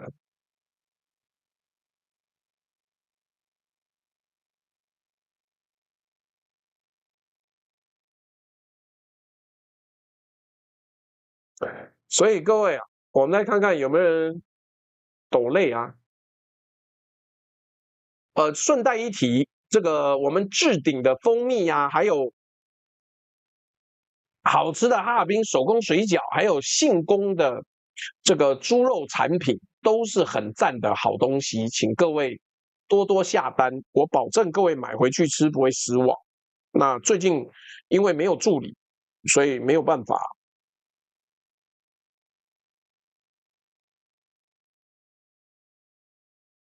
没有办法跟大家讲。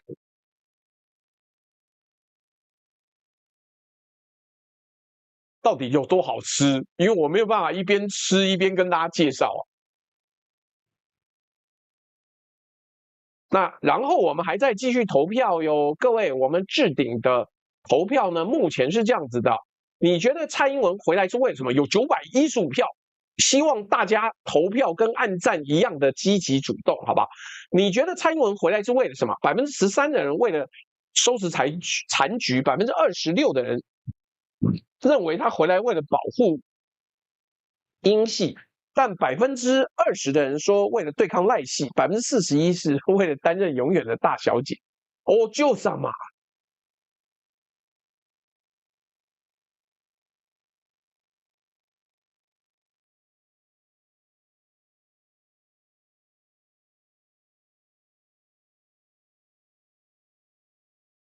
哦，顺带一提，我们置顶的那个纯味家也回来了，因为浩克要赚年底结婚钱呐、所以他很认真的又准备了一大堆东西，请各位务必多多下单。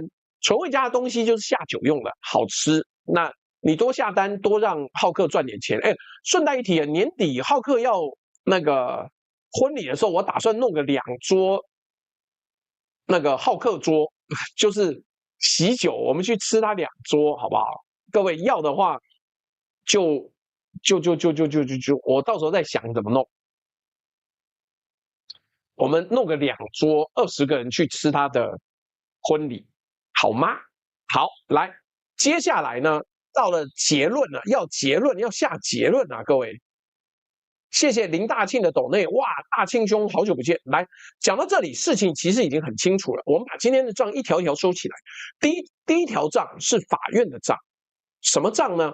陈玉轩们有没有诈欺？法官会判。慈济的10亿能不能追回来？法律程序会走。这条账跟政治无关，我们祝司法顺利。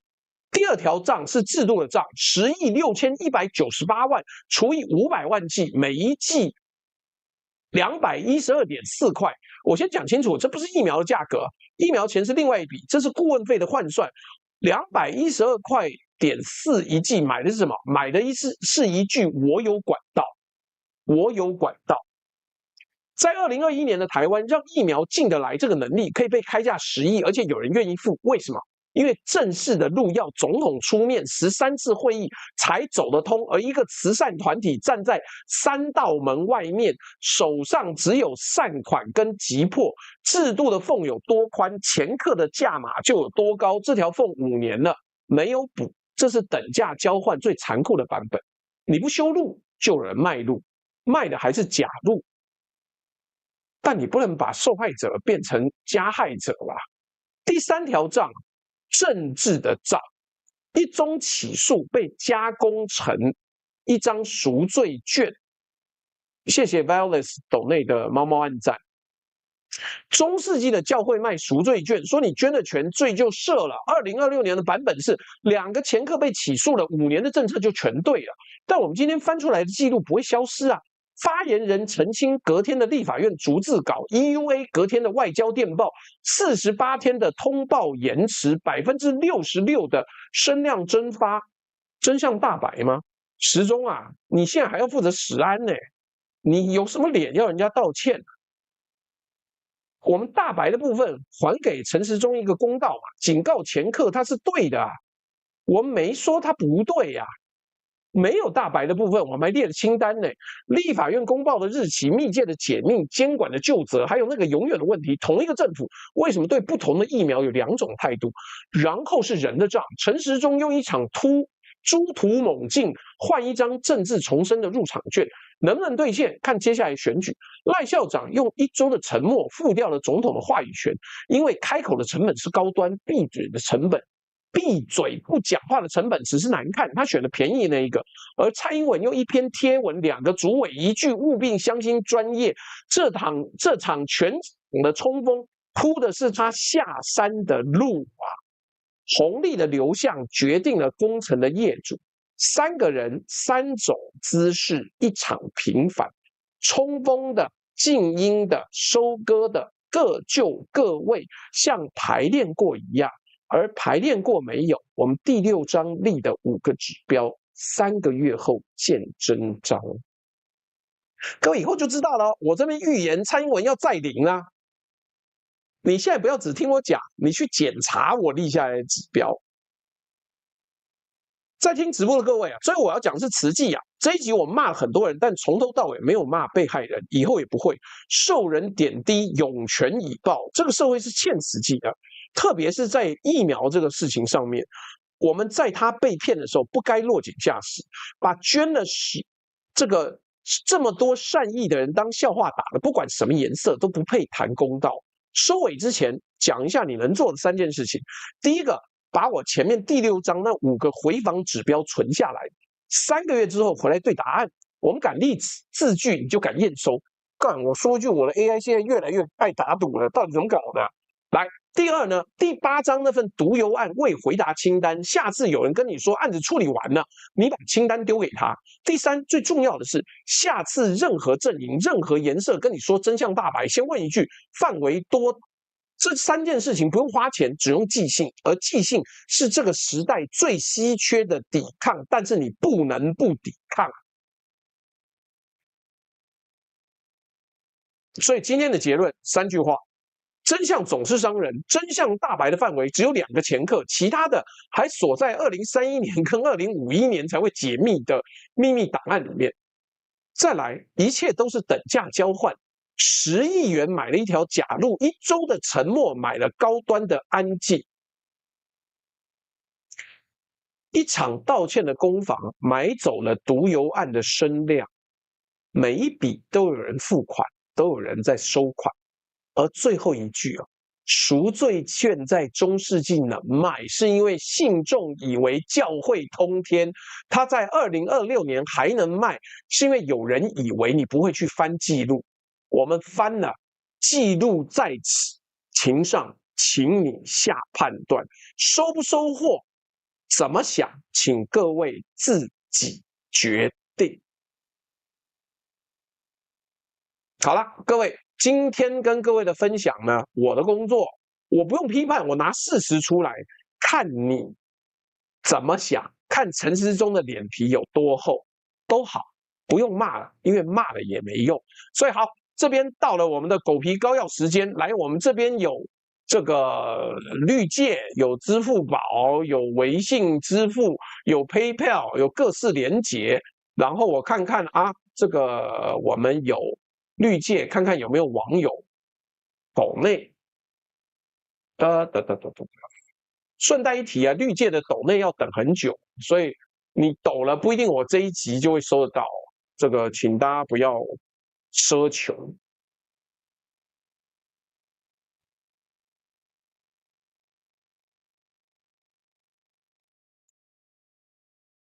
哎呀呀！而且昨天的空军官校军歌竟然也中版权，靠腰嘞！妈，什么人把一个妈已经过了70几年的版权还要上网申请？到底是谁呀？唱了有没有过50年？真是妈的眼界狭小。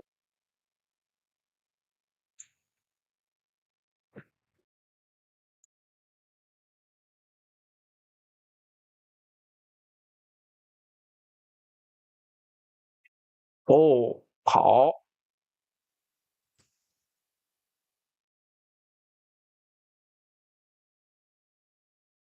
哎，圆圆这一个上次兵哥来的时候，不知道有没有念到，他说希望赶得上抖一个兵哥来的目标。原来我和朱大有类似的童年，但先母指派我的是负责刷起粽叶，将豆沙捏成圆球。当然，豆沙球会比预估的数量少掉不少颗，没办法吃那么多啊。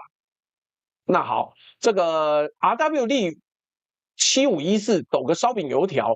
李成玉说感谢学恒大哥，这个也不要学恒大哥了。感谢学恒大哥呢，用心收集资料。哇靠，你抖那么多，我还没有念出来嘞。开启给我的见识跟认知，感谢再感谢，也不用那么客气，也不用那么客气。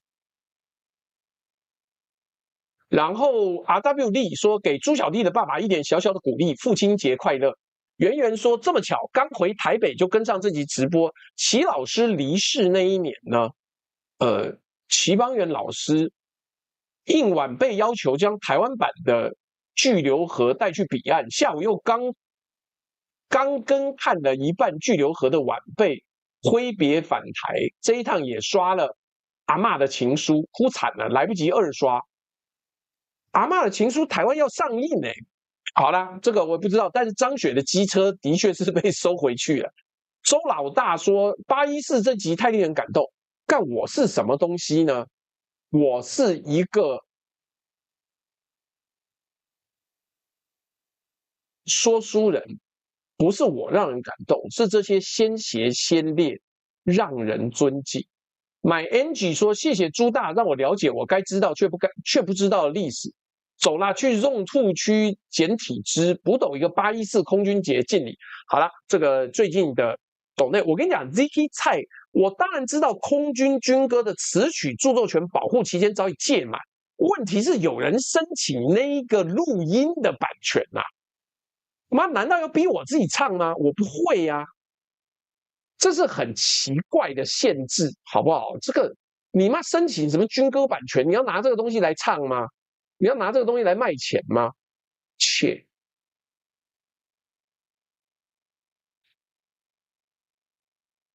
所以啊，我觉得是很妙的一件事情。来，我看看啊，今天有没有抖内？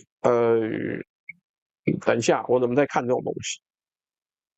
好，谢谢白小洛，他说赖校长虽然挺一言难尽的，但惨也是真惨，人家多少都能继承些遗产，他继承的纯债务，光电、核能、疫苗还有天然气嘞，他有倒霉的。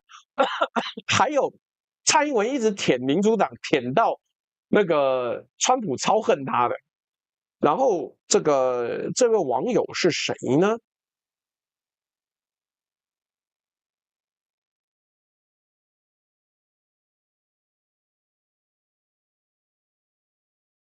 嗯，这位网友是什么鸡？应该是 RPG 吧？他说缅怀先烈，希望两岸同胞不要再发生骨肉相残的惨剧。然后这位网友说凌云御风，青春无敌。什么树？谢谢你的抖内。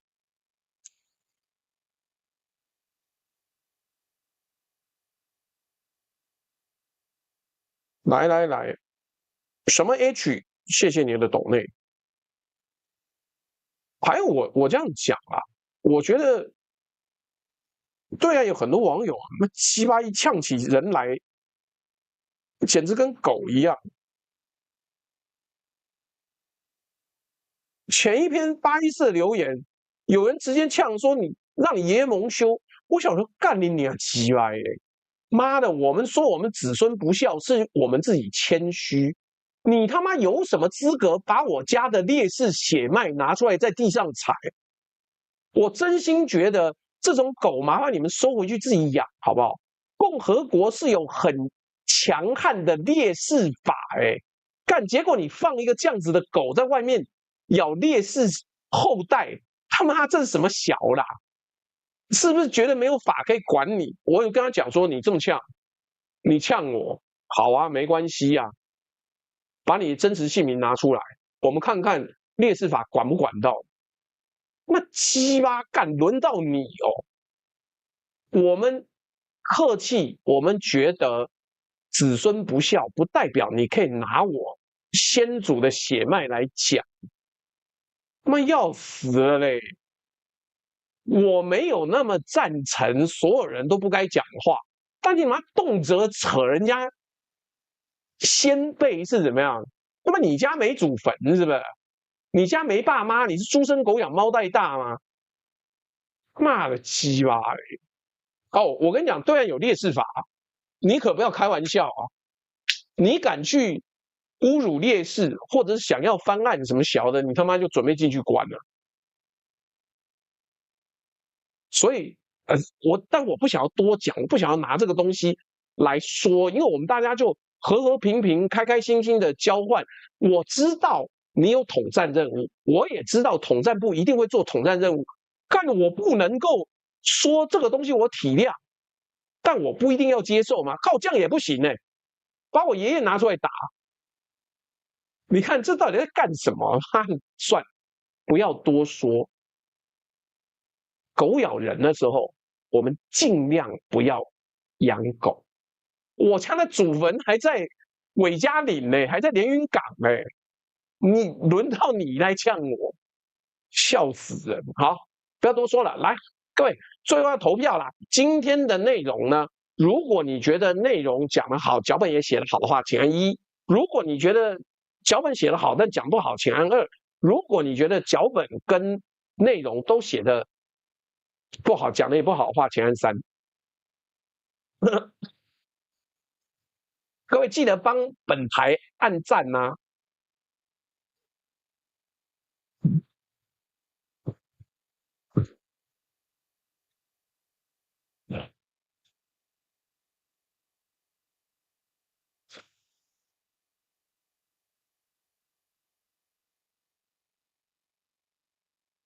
我是觉得大家平等交流就好，好不好？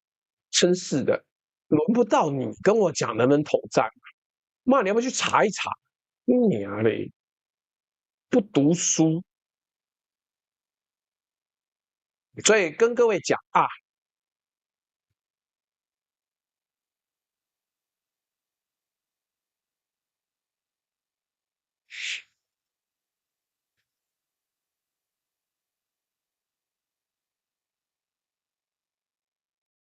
来，我们今天投票，41%的人认为蔡英文回来是为了担任永远的大小姐，26%人认为要保护英系，20%人说为了对抗赖系，13%人为了收拾残局。来，各位，你今天记住了，就记得蔡英文要回来的，我说的我负责，逃不掉的，好不好？我建议大家公平的知识交流就好了，不要任何人拿什么东西来压人。我没有资格，你更没有资格。好啦，就这样子啊，好不好？这个跟大家说拜拜了。我们明天啊，明天是汉光演习的结束大检讨啊，希望明天各位保留肚子，周六晚上来哈哈笑。后天是兵哥，好吧？跟大家说拜拜拜拜拜拜拜拜拜拜拜拜。